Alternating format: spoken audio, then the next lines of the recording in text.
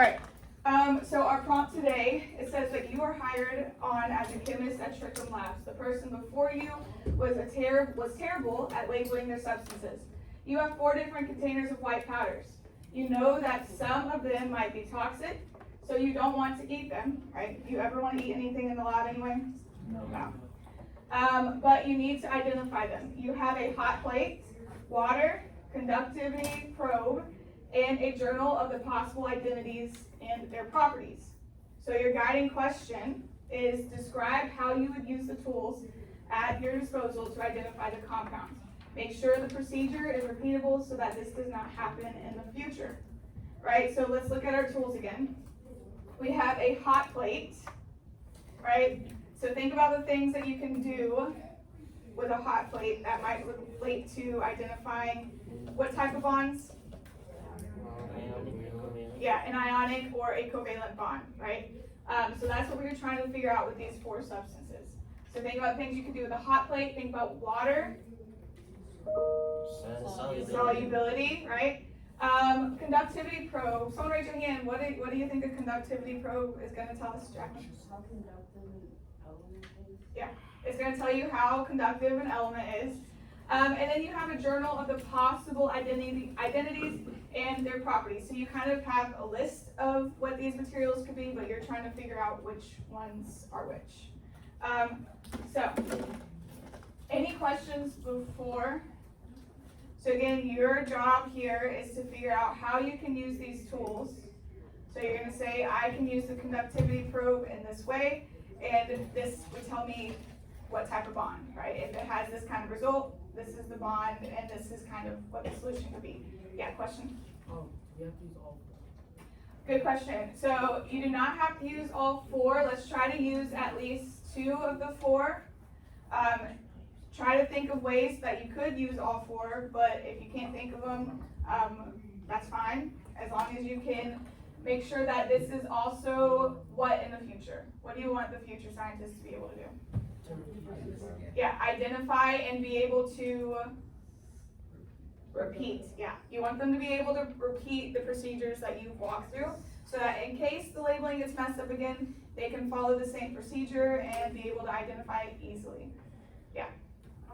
Since all the substances are solid, should we put them in water before we test the melting point ones?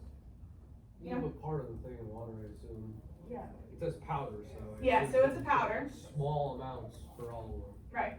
So that is kind of part of the procedure that you would want to include is to be able to use a conductivity probe, right? You're probably going to need to be able to see first if it does what in the water, and then you can try to test it. So that's kind of the part of your procedure that you want to include. All right, so I'm going to give you guys a couple minutes to start brainstorming. You can talk with the partner at your table, right? So somebody near you, I want to hear conversations. I want you guys to share ideas with each other. And then we'll come back in a couple minutes. And I have a couple of other questions that we'll see if we can answer.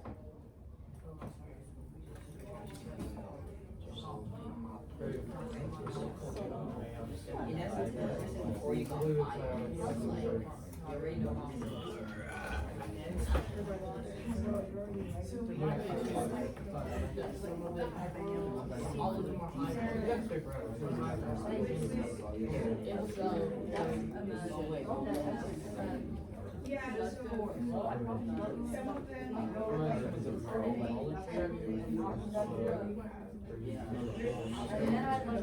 The hot plate, I said it takes more time to beat up the ionic and it takes less time to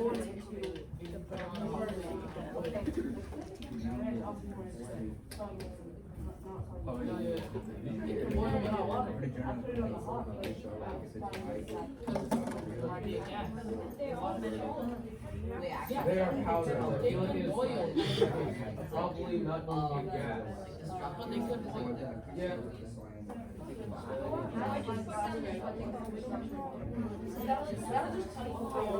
I feel like the hot plate is I put hot plate.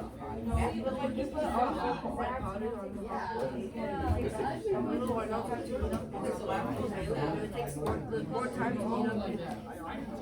When it wasn't turned on. Okay, let's pause for a second.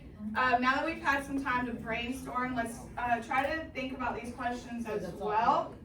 So one would be, what safety steps should you take before testing the powders? Why is this important? So what are some things, think about our lab safety rules, someone want to share?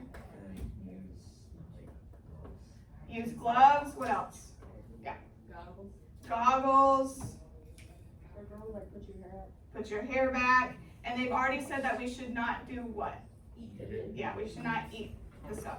All right, and then the second thing I want you guys to be considering is, what details must you record so another chemist could repeat your experiment exactly and get the same results?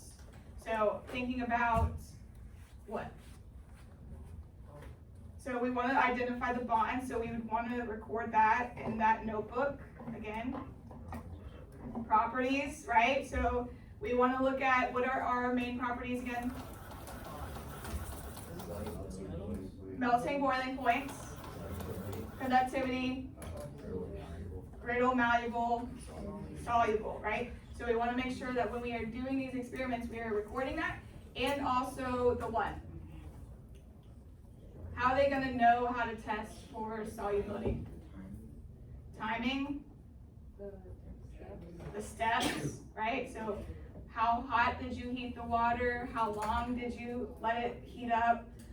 Temperatures, things like that. Make sure that we include that in our experiment. So I'm going to give you guys a few more minutes to get your ideas written down and finish your thoughts. And then we'll come back together, see what we have, and I'll be taking up these sheets, okay?